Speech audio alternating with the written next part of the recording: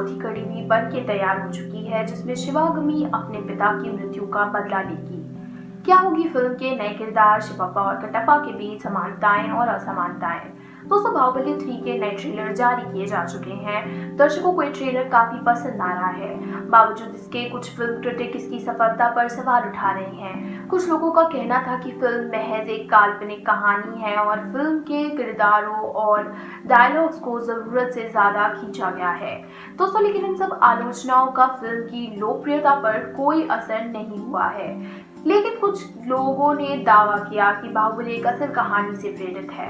ये सच है कि फिल्म की कहानी काल्पनिक हो, लेकिन ये सच पूरा नहीं है कि फिल्म के किरदार काल्पनिक हैं। जी हाँ दोस्तों, जिस राज्य को लेकर फिल्म बनाई गई है वो राज्य आज अपने गौरवशाली वैभव को समेटे हुए है। जबलपुर के रहने वाले हिस्टोरियन राजकुमार गुप्ता बताते हैं कि चेरी जनपद की राजधानी महेशमती, जो नर्मदा के तट पर स्थित है, इसकी पहचान जिला इंदौर मध्य प्रदेश में स्थित महेश्वर नामक स्थान से की गई है। महाभारत के समय यहाँ राजा नील का राज्य था, जिसे सहदेव ने युद्ध में परास्त किया था। कालिदास ने रघुवंश में इंदुमती के स्वयंवर के प्रसंग में नर्मदा तट पर स्थित महेशमती का वर्णन किया और यहाँ के राजा का नाम प्रतीक बताया है। जी हाँ दोस्तों, तो क्या इसका ये मतलब हुआ कि बाहुबली नाम से सच में एक योद्धा था और महेशमती की रानी शिवांगी ही थी? तो दोस्तों, हम आपको बता दें, बाहुबली के किरदारों को अगर आप ध्यान से देखें तो ये सभी किरदार किसी न किसी से प्रेरित हैं और इन पात्रों को आधुनिक रूप दिया गया है। कटप्पा सिंहासन से बंधा हुआ महाभारत के भीष्म की याद दिलाता है और वहीं बाहुबली में अर्जुन की वीरता एवं भीम के अपार बल का संगम है। भल्लादेव दुर्योधन की याद दिलाता है, वहीं विजलदेव धृतराष्ट्र के मोह और शकुनी के जैसी चालाकी का मिश्रण है। गदा दुर्योधन का प्रमुख हथियार था, तो भल्लादेव भी विशालकाय गदा हमेशा अपने पास रखता है। अर्जुन सर्वश्रेष्ठ धनुर्धर थे, बाहुबली ने भी इस कला में महारत पाई हुई थी। देवसेना की कहानी बहुत हद तक मणिपुर राज्य की राजकुमारी चित्रांगदा से मिलती थी। चित्रांगदा बेहद खूबसूरत थी। एक बार अर्जुन कारणवश मणिपुर गए। अर्जुन ने उन्हें देखा और देखते ही उन पर मोहित हो गए। अर्जुन ने चित्रांगदा के पिता और मणिपुर के राजा चित्रवाहन से चित्रांगदा के साथ अपनी विवाह की इच्छा को जाहिर किया। चित्रांगदा के साथ अपने पुत्र प्रभुवाहन के जन्म होने तक अर्जुन मणिपुर में ही रहे। चित्रवाहन की मृत्यु के बाद प्रभुवाहन मणिपुर का राजा बना। बाहुबली और देवसेना की कहानी इससे मिलती जुलती है। बाहुबली दूसरे राज्य जाता है और उसे देवसेना से प्यार हो जाता है। बाहुबली ने देवसेना के पिता के सामने शादी का प्रस्ताव रखा, उन्होंने इसे मान भी लिया। तो आगे की कड़ी में क्या बाहुबली का बेटा उनका साम्राज्य संभालते हुए नजर आएगा?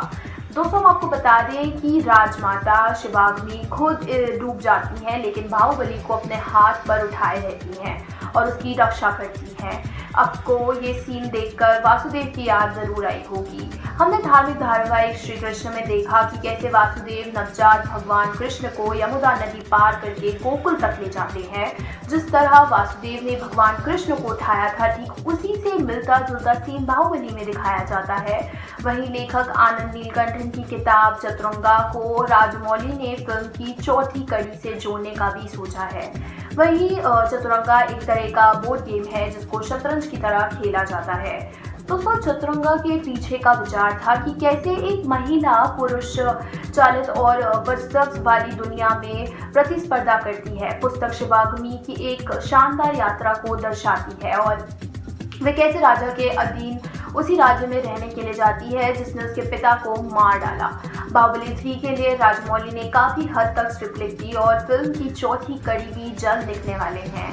डायरेक्टर हम आपको बता दें, फिल्म की चौथी कड़ी में शिवप्पा और कटप्पा के किरदारों के बीच समानताएं और असमानताएं दिखाई जाएंगी। लेखक आनंद नीलकंठन, जिन्होंने महेशमती के राज्य और शिवप्पा के किरदार का अपनी नॉवेल में परिचय दिया, उनकी कहानी के अनुसार अमरेंद्र बाहुबली और भल्लाला देव के जन्म से पहले राज्य पर लालची महाप्रधानों और एक अयोग्य राजा का शासन था। पुस्तक में महेशमती और उसके पात्र के बारे में जो बताया वह ये था कि हर कोई राज्य से अलग कुछ चाहता है।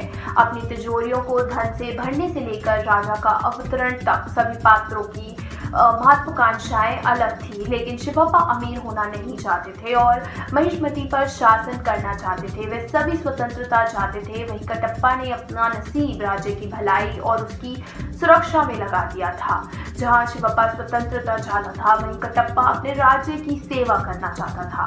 शिवप्पा ने तर्कसंगत रूप से सोचा और ये मानने से इनकार कर दिया कि उनकी गहरी त्वचा का रंग ही वह कारण था जो उन्हें जानवरों से भी बदतर जीवन दिया गया था। हमने बाहुबली की दोनों फिल्मों में देखा कि कटप्पा ने महिष्मती के एक वफादार सेवक के रूप में काम किया। भल्लाला देव के बुरे इरादों के बारे में जानने के बाद भी कटप्पा ने राजगद्दी की शपथ लेने के कारण उनका समर्थन करना जारी रखा। अगर शिवप्पा कटप्पा के स्थान पर होते तो महिष्मती का भाग्य अलग होता, खासकर अमरेंद्र बाहुबली की मृत्यु के 25 वर्षों के दौरान। तो फिल्म की चौथी कड़ी में ये देखना काफी दिलचस्प होगा कि शिवप्पा के किरदार के किस तरह से दिखाया जाएगा, उसके किरदार को किस तरीके से दिखाया जाएगा और किरदार लेखक की नॉवल से कितना अलग होगा। तो क्या आप उत्साहित हैं शिवप्पा और उनके परिवार से मिलने के लिए, और कौन सी नई लहर लेकर आएगी बाहुबली परिवार में रानी शिवगामी? हमें अपने जवाब कमेंट सेक्शन में जरूर बताइएगा। और अगर आपको आज की वीडियो पसंद आई हो तो इसको लाइक करिएगा, शेयर करिएगा, साथ ही हमारे चैनल बॉलीवुड को सब्सक्राइब करना ना भूलिएगा। ये स्क्रिप्ट लिखी है सिमरन रावत।